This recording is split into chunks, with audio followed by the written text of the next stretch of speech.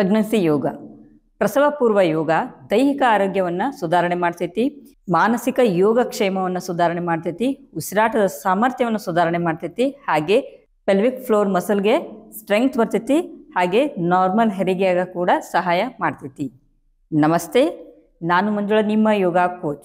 So ಯೋಗ start ಮಾಡೋಕ್ಕಿಂತ ಮುಂಚೆ ಗರ್ಭಿಣಿ ಸ್ತ್ರೀಯರಿದ್ರಲ್ಲ, ಸೊ ನಿಮ್ಮ ಡಾಕ್ಟರ್ನ ಕನ್ಸಲ್ಟ್ ಮಾಡಿ ಯೋಗ ಮಾಡೋಕೆ ಬೇಡ ಅನ್ನೋದನ್ನ ಕೇಳ್ಕೊಂಡು ಯೋಗ ಸ್ಟಾರ್ಟ್ ಮಾಡ್ರಿ. ಯಾಕಂತಂದ್ರೆ ಸೊ ಒಬ್ಬರ ಆರೋಗ್ಯ ಇನ್ನೊಬ್ಬರ ರೀತಿ ಇರೋಂಗಿಲ್ಲ. ಸೊ ಎಲ್ಲರ ಆರೋಗ್ಯ ಬೇರೆ ಬೇರೆ ರೀತಿ ಆಗಿರ್ತೈತಿ. ಸೊ ಅದಕ್ಕೆ ಕೆಲವೊಬ್ಬರಿಗೆ ಬೆಡ್ ರೆಸ್ಟ್ ಅಂತ ಹೇಳ್ತಾರೆ ಪ್ರೆಗ್ನೆನ್ಸಿ ಟೈಮ್ನಾಗ, ಕೆಲವೊಬ್ರು ನೀವು ಯೋಗ ಎಲ್ಲ ಮಾಡ್ಬೋದು ಅಂತ ಹೇಳ್ತಾರೆ. ಸೊ ಕೇಳ್ಕೊಂಡ ಸೊ ನಿಮ್ಮ ಆರೋಗ್ಯ ಯಾವ ರೀತಿ ಅನ್ನೋದು ನಿಮ್ಮ ಡಾಕ್ಟ್ರಿಗೆ ಗೊತ್ತಿರ್ತೈತಿ. ಸೊ ಕೇಳ್ಕೊಂಡ ಯೋಗನ ಸ್ಟಾರ್ಟ್ ಮಾಡ್ರಿ. ಸೊ ಪ್ರೆಗ್ನೆನ್ಸಿ ಟೈಮ್ನಾಗ ಹಾರ್ಮೋನ್ಗಳು ಇಂಬ್ಯಾಲೆನ್ಸ್ ಆಗ್ತಿರ್ತಾವು, ನಂತರ ಕಾಲುಗಳಿಗೆ ಬಾವು ಬರ್ತಿರ್ತಾವು, ಆಮೇಲೆ ಮಲಬದ್ಧತೆ ಅಂತ ಇರ್ತೈತಿ ಕೆಲವೊಬ್ಬರಿಗೆ ಗ್ಯಾಸ್ಟ್ರಿಕ್ ಆಗ್ತಿರ್ತೈತಿ, ಕೆಲವೊಬ್ಬರಿಗೆ ಬೆನ್ನು ಭಾಳ ನೋವು ಆಗ್ತಿರ್ತೈತಿ, ಸೊಂಟ ಭಾಗ ಭಾಳ ನೋವು ಆಗ್ತಿರ್ತೈತಿ. ಸೊ ಇದರಿಂದ ನಾವೆಲ್ಲ ಹೊರಗೆ ಬರ್ಬೇಕಪ್ಪ. ಹೊರಗೆ ಬರ್ಬೇಕಂತಂದ್ರೆ ಸೊ ಯೋಗನ ನಾವು ಪ್ರಾಕ್ಟೀಸ್ ಮಾಡ್ಬೇಕ್ರಿ. ಸೊ ಭಾಳ ಸ್ಟ್ರೆಚ್ ಮಾಡೋವಲ್ಲ, ಆಮೇಲೆ ಭಾಳ ಬಾಗಿ ಮಾಡೋವು ಅಲ್ಲ. ಸೊ ನಿಧಾನವಾಗಿ ಕೆಲವು ಆಸನಗಳಿದಾವ್ರಿ ಪ್ರೆಗ್ನೆನ್ಸಿ ಲೇಡೀಸ್ಗೆ ಅಂತೇಳಿ. ಸೊ ಅವನ್ನ ಪ್ರಾಕ್ಟೀಸ್ ಮಾಡ್ರಿ, ನಿಧಾನವಾಗಿ ಪ್ರಾಕ್ಟೀಸ್ ಮಾಡ್ರಿ ಅವನ್ನ. ಸೊ ಮೊದಲು ಕೂತಿರ್ರಿ, ಕಣ್ಣುಗಳನ್ನು ಮುಚ್ಚಿರ್ರಿ, ಸಹಜವಾದ ಉಸಿರಾಟ ಇರಲಿ. ನಿಮ್ಮ ಉಸಿರಾಟ ಕಡೆ ಗಮನ ಹರಿಸ್ರಿ. ಈಗ ಒಂದು ಬಾರಿ ಉಸಿರು ತಗೋರಿ, ನಂತರ ಪೂರ್ತಿಯಾಗಿ ಉಸಿರನ್ನು ಹೊರಗೆ ಹಾಕ್ತೀರಿ. ಎರಡು ಕೈಗಳ ಚಿನ್ಮುದ್ರ ಒಳಗಿರಲಿ. ಈಗ ಓಂಕಾರ ಚಾಂಟಿಂಗ್ ಮಾಡ್ತೀರಿ. ಸೊ ಇಲ್ಲಿ ಓಂಕಾರ ಚಾಂಟಿಂಗ್ ಮಾಡ್ರಿ ಯೋಗ ಸ್ಟಾರ್ಟ್ ಮಾಡೋಕ್ಕಿಂತ ಮೊದಲು. ಸೊ ಯಾವ ರೀತಿ ಅಂದ್ರೆ ಮೊದಲು ಉಸಿರು ತಗೋಬೇಕು, ಉಸಿರು ತಗೊಂಡು ಅ ಉ ಮ ಕಾರವನ್ನು ಹೇಳ್ತೀರಿ. ಸೊ ಉಸಿರು ತಗೋತೀರಿ, ಉಸಿರು ಬಿಡ್ತಾ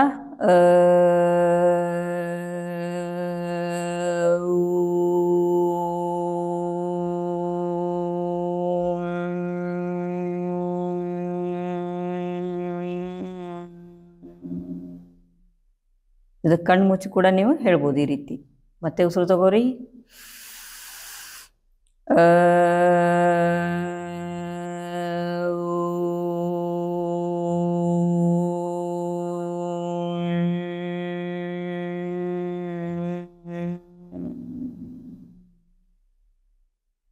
ಸೊ ಈ ರೀತಿ ಓಂಕಾರ ಚಂಟಿಂಗನ್ನು ನೀವು 3 ಇಂದ 5 ಬಾರಿ ಹೇಳ್ರಿ.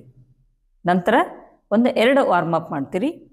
ಸೊ ಎರಡೂ ಕೈಗಳನ್ನು ತೊಡೆ ಮೇಲೆ ಇಟ್ಕೋರಿ, ಆರಾಮ್ ಕುತ್ಕೋರಿ. ಸೊ ಈಗ ಶೋಲ್ಡರ್ನ ರೊಟೇಷನ್ ಮಾಡ್ತೀರಿ. ನೀವು ಈ ರೀತಿ ಕುಂದ್ರಕ್ಕಾಗಲಿಲ್ಲ ಅಂತಂದ್ರೆ ಸೊ ಗೋಡೆಗೆ ಆಂತ್ ಕೂಡ ಕುಂದ್ರಿ ನೀವು. ಸೊ ಗೋಡೆ ಸಹಾಯ ತಗೊಂಡು ಗೋಡೆಗೆ ಆಂತ್ ಕುಂದಿರ್ತೀರಿ. ಸೊ ಈಗ ಶೋಲ್ಡರ್ ರೊಟೇಷನ್. ಅವಸರ ಮಾಡಕ್ಕೆ ಹೋಗ್ಬೇಡ್ರಿ, ನಿಧಾನವಾಗಿ ಮಾಡಿರಿ, ಸಹಜವಾದ ಉಸಿರಾಟ ಇರಲಿ. ಸೊ ಈ ರೀತಿ 5 ಬಾರಿ ಮಾಡ್ತೀರಿ. ಮುಂದಿಂದ 5 ಬಾರಿ ಮಾಡಿರಿ ಈ ರೀತಿ. ನಂತರ ಹಿಮ್ಮುಖವಾಗಿ 5 ಬಾರಿ ಮಾಡ್ತೀವಿ.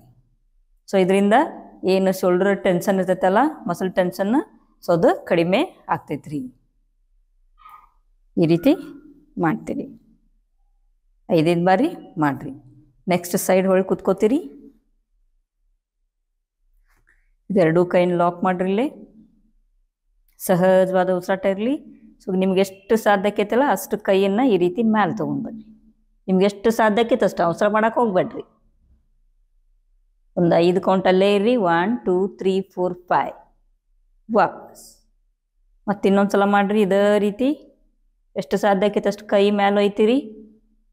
1 2 3 4 5 ವಾಪಸ್. ರಿಲ್ಯಾಕ್ಸ್, ಕೈನ ಬಿಡಿಸ್ಕೊತೀರಿ. Next cat and cow pose. So ಅದಕ್ಕಾಗಿ ಮೊದಲು ಕಾಲು ಚಾಚ್ರಿ. ಸೊ ನಂತರ ಮೆಲ್ಕಾಸ ಕಾಲನ್ನು ಫೋಲ್ಡ್ ಮಾಡ್ಕೊರಿ, ವಜ್ರಾಸನ ಸ್ಥಿತಿಗೆ ಬರ್ರಿ. ಸೊ ಈ ರೀತಿ ಬರೋಕ್ಕಾಗಲಿಲ್ಲ ಅಂತಂದ್ರೆ, ಸೊ ವಜ್ರಾಸನ ಸ್ಥಿತಿಗೆ ಬರೋಕ್ಕಾಗಲಿಲ್ಲ ರೀ ಅಂತಂದ್ರೆ ಈ ರೀತಿ ಕಾಲು ಇಟ್ಕೊಂಡು ಸೊ ಹಿಂಗೆ ಬರ್ರಿ, ಈ ರೀತಿ ಬರ್ರಿ. ಟೇಬಲ್ ಟಾಪ್ ಪೋಸಿಗೆ ಬರ್ತೀರಿ. ಸೊ ಟೇಬಲ್ ಟಾಪ್ ಪೋಸಿಗೆ ಬಂದಾಗ ಸೊ ಇದು ಈ ಕಾಲು ಏನೈತಲ್ಲ 90 ಡಿಗ್ರಿ ಇರಲಿ. ಸೊ ಹಿಂಗೆ ಭಾಳ ಮುಂದೆ ಹೋಗ್ಬೇಡ್ರಿ, ಆಮೇಲೆ ಭಾಳ ಈ ರೀತಿ ಹಿಂದೆ ಬರಕ್ಕೆ ಹೋಗ್ಬೇಡ್ರಿ. ಸೊ 90 ಡಿಗ್ರಿ ಇರಲಿ ರೀ ಈ ಕಾಲು.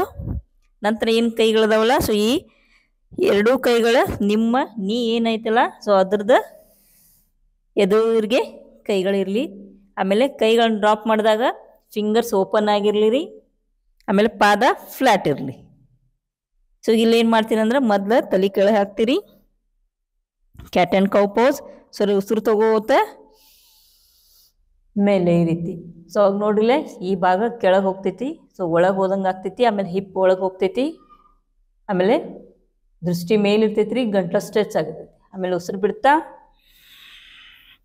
ಡೌನ್, ಮತ್ತೆ ಉಸಿರು ತಗೋತ ಮೇಲೆ ಹೋಗ್ತೀರಿ, ದೃಷ್ಟಿ ಮೇಲೆ, ಉಸಿರು ಬಿಡ್ತಾ ಡೌನ್. ಅವಸರ ಮಾಡಕ್ಕೆ ಹೋಗ್ಬೇಡ್ರಿ, ನಿಧಾನವಾಗಿ ಮಾಡ್ರಿ. ಉಸಿರು ತಗೋತ ಮೇಲೆ, ಉಸಿರು ಬಿಡ್ತಾ ಡೌನ್.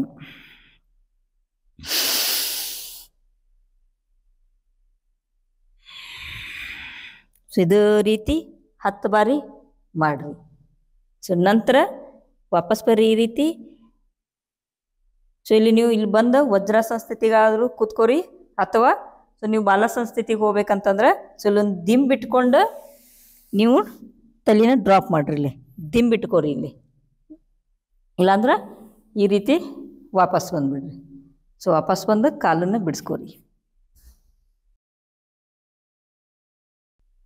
ಸೊ ಕಾಲು ಬಿಡಿಸ್ಕೊಂಡು ಸೀದಾ ಕುಂತಿರ್ರಿ, ಎದುರಿಗೆ ನೋಡ್ತೀರಿ, ಸಹಜವಾದ ಉಸಿರಾಟ ಇರಲಿ.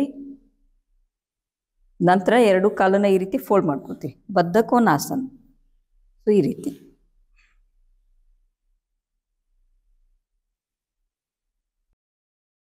ಸೊ ಈ ರೀತಿ 2 ಕೈನ ಲಾಕ್ ಮಾಡಿಕೊಂಡು ಪಾದದ ಕೆಳಗೆ ಇಟ್ಕೋರಿ. ಈ ರೀತಿ ಕೂತ್ಕೋತೀರಿ. ಬೆನ್ನು ಕತ್ತು ನೇರವಾಗಿರಲಿ, ಸಹಜವಾದ ಉಸಿರಾಟ ಇರಲಿ. ಇದೇ ಸ್ಥಿತಿಯೊಳಗೆ ಒಂದು 5 ರಿಂದ 10 ಕೌಂಟ್ ಕುಂದಿರ್ತೀರಿ. ಅಂದ್ರೆ ಉಸಿರು ತಗೋತೀರಿಲ್ಲೇ, ಉಸಿರನ್ನು ಹೊರಗೆ ಹಾಕ್ತೀರಿ. ಉಸಿರು ತಗೋರಿ, ಬ್ರೀದ್ ಇನ್, ಬ್ರೀದ್ ಔಟ್, ಬ್ರೀದ್ ಇನ್, ಬ್ರೀದ್ ಔಟ್.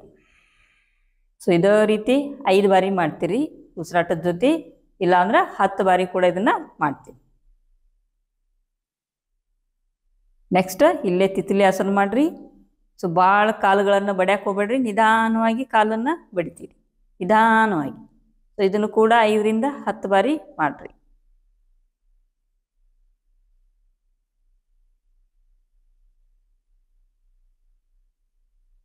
ನಿಧಾನವಾಗಿ ಮಾಡಿರಿ, ಅವಸರ ಮಾಡಕ್ಕೆ ಹೋಗ್ಬೇಡ್ರಿ. ವಾಪಸ್ 10 ಬಾರಿ ಅಥವಾ 5 ಬಾರಿ ಆದಮೇಲೆ ವಾಪಸ್ ಬರ್ತೀರಿ. ಸೊ ಇವೆಲ್ಲ ಯೋಗಾಸನಗಳನ್ನು ನೀವು 3ನೇ ತ್ರೈಮಾಸಿಕದಿಂದ ಶುರು ಮಾಡ್ಬೇಕ್ರಿ. 3ನೇ ತಿಂಗಳಿಂದ ಶುರು ಮಾಡಿರಿ. ನಂತರ 4 ರಿಂದ 5ನೇ ತಿಂಗಳು ಯಾವ ರೀತಿ ಮಾಡಬೇಕು, 5 ರಿಂದ 6ನೇ ತಿಂಗಳು ಯಾವ ರೀತಿ ಮಾಡ್ಬೇಕು ಅನ್ನೋದನ್ನು ಮುಂದಿನ ವಿಡಿಯೋದಲ್ಲಿ ಹೇಳ್ಕೊಡ್ತೀನಿ. ಈಗ ಫಸ್ಟ್ ಸ್ಟಾರ್ಟಿಂಗ್ ಇದೇ ರೀತಿ ಪ್ರಾಕ್ಟೀಸ್ ಮಾಡಿರಿ.